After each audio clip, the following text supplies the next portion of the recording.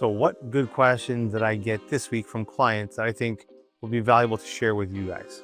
Well, here's one. And this can apply to a first-time buyer or someone just buying a condo for the first time, right? It doesn't have to necessarily be their first real estate purchase.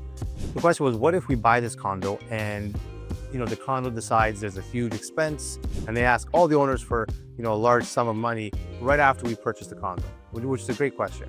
And the answer to that is you're going to review the status certificate thoroughly before you firm up on the deal.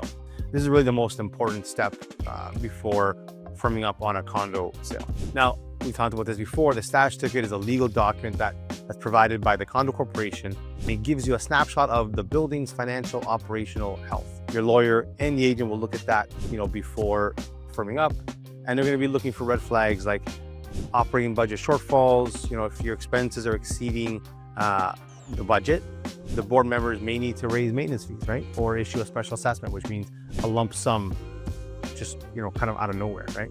You're also going to want to check the reserve fund study. Every condo must complete a reserve fund study every 3 years. That's under the Ontario Condo Act. It forecasts major repairs, replacements over a 30-year period, and it'll recommend what the contribution levels should be.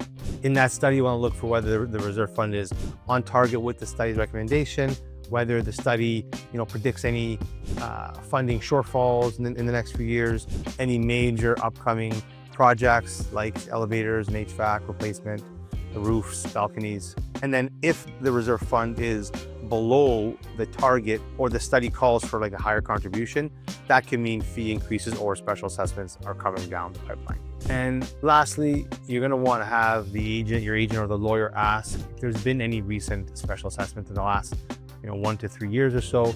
Are there any major capital projects planned or even under discussion, even if they're not finalized? If it comes up in the meetings, the minutes. Is the condo under any litigation, with a developer over construction deficiencies? It could be in litigation with even an owner that slipped and fell. And those lawsuits can lead to sudden costs for owners. Again, you're purchasing a condo, whether it's for the first time or second time. These are the questions you want to kind of ask, and that's the document that you want to look at before you firm up on any kind of purchase.